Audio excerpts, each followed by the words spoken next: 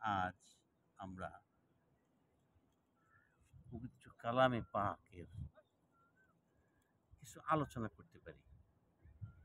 এই পবিত্র কালাম দুনিয়াতে কিভাবে এলো, লক্ষ্য উদ্দেশ্যটা কি ছিল, এবং এই পবিত্র কালামে পাক আল্লাহ কেনই বা এই দুনিয়াতে নাজিল করলেন।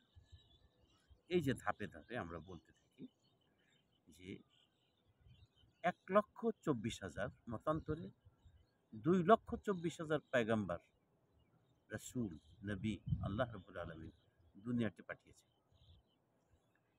প্রতি নবী রাসূলকেই আল্লাহ রাব্বুল আলামিন এই দেন নাই, কিতাব দেন নাই।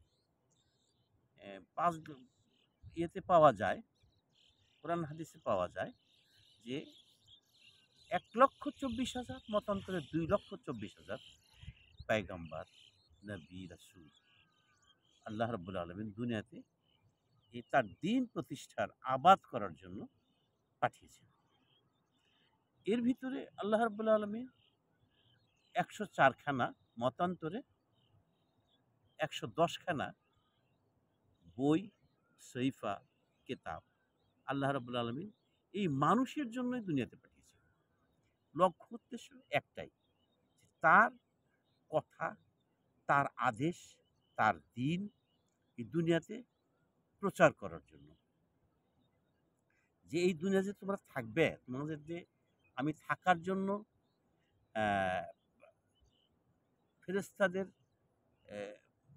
বলে, ফেরেশতাদের ডেকে আল্লাহ রাব্বুল আলামিন প্রথমেই বললেন, ডেকে নিয়ে রব্বুল আলামিন তার অন্তরের কথা বললেন যে এই দুনিয়াতে আমি কিছু দুনিয়ার প্রতিনিধি পাঠাতে চাই, যারা দুনিয়ার লিড দেবে, প্রতিনিধিত্ব করবে। ফেরেশতারা আল্লাহ রাব্বুল আলামিনকে বললেন, হে আল্লাহ, আপনি এই কাজ করবেন না। আগেও তো আরেকটা কথা মাঝখানে বলে নেই যে মানুষ কিন্তু দুনিয়াতে আল্লাহ রাব্বুল আলামিন যে পাঠিয়েছেন, সেই হিসেবে ধরলে মানুষ ৩ নম্বর জাতি। ১ নম্বরে আল্লাহ রাব্বুল আলামিন ফেরেশতা পাঠিয়েছেন।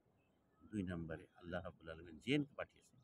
তারপরে আল্লাহ রাব্বুল আলামিন দুনিয়ার প্রতিনিধিত্ব করার জন্য এই মানুষকে দুনিয়াতে পাঠিয়েছেন। এবং এই মানুষকে সর্বশ্রেষ্ঠ করার জন্য আল্লাহ রাব্বুল আলামিন কি করলেন?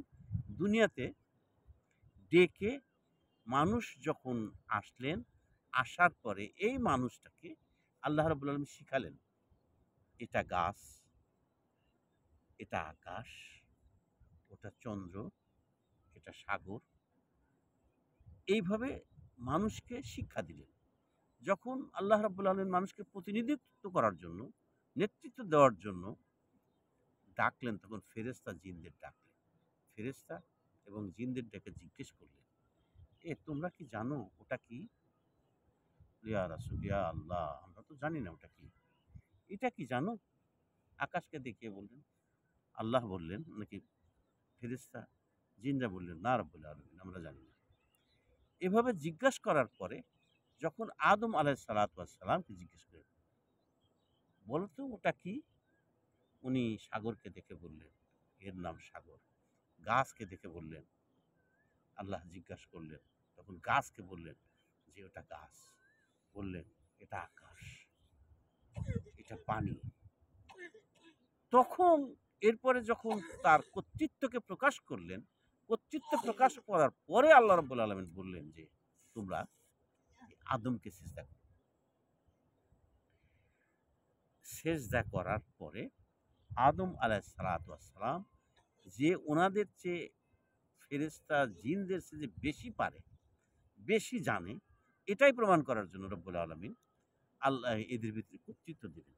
এবং আল্লাহ রাব্বুল আলামিন পবিত্র কালামে পাকে এভাবে লিখেছেন যে আমি দুনিয়াতে প্রতিনিধিত্ব করার জন্য সৃষ্টি করতে চাই আদমকে।